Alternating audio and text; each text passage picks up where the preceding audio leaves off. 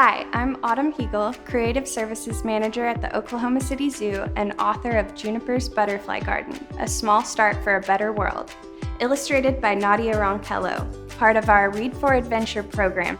We're going to read it today.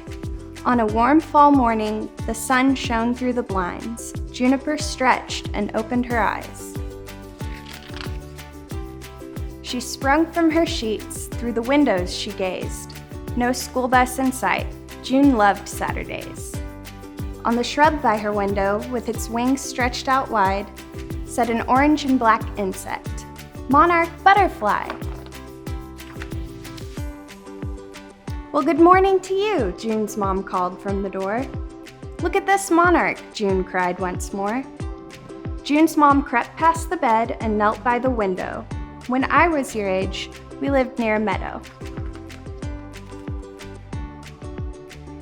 I was walking one evening, and to my surprise, I saw thousands of monarchs. They darkened the skies. They seemed to be floating in the October breeze. At last, they all settled by the creek on the trees. Said her mom, her head tilt to the side. It's been quite some time since I've seen butterflies. I learned on our field trip to the OKC Zoo that monarchs are in trouble, but there's lots we can do. Over breakfast, June listed supplies they would need. June's father chimed in, "What the heck's milkweed?" Monarchs only lay eggs on a plant called milkweed.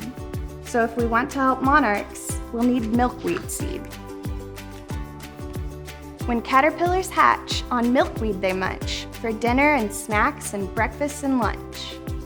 The caterpillar grows strong and finds a safe space to hang upside down, then a miracle takes place. They shed their skin, revealing a chrysalis. Inside they transform. It's called metamorphosis.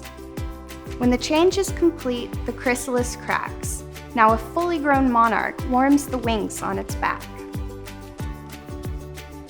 You're quite the expert. We'll follow your lead. Her dad jumped to his feet.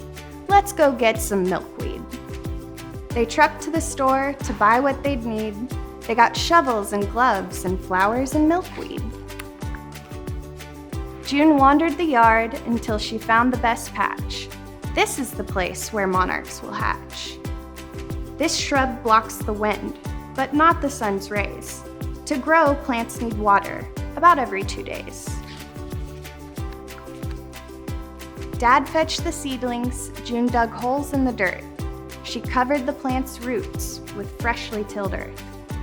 June patted the dirt until the ground hardened. She brushed off her hands, looking pleased with her garden. June grew native flowers beside the milkweed. She knew nectar's the food that adult monarchs need.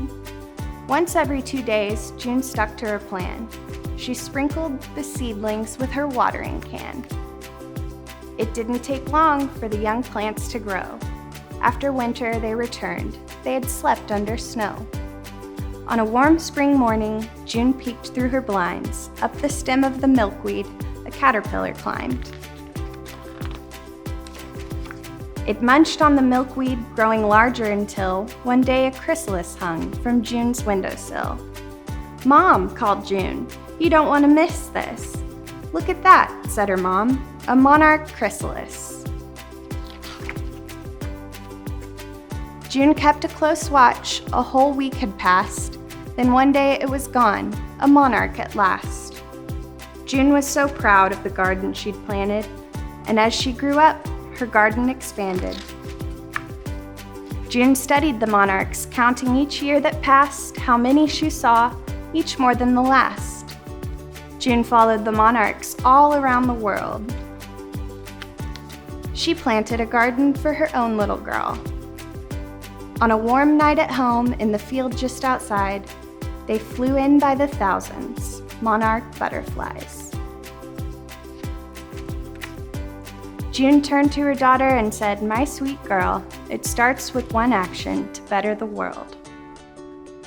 The end.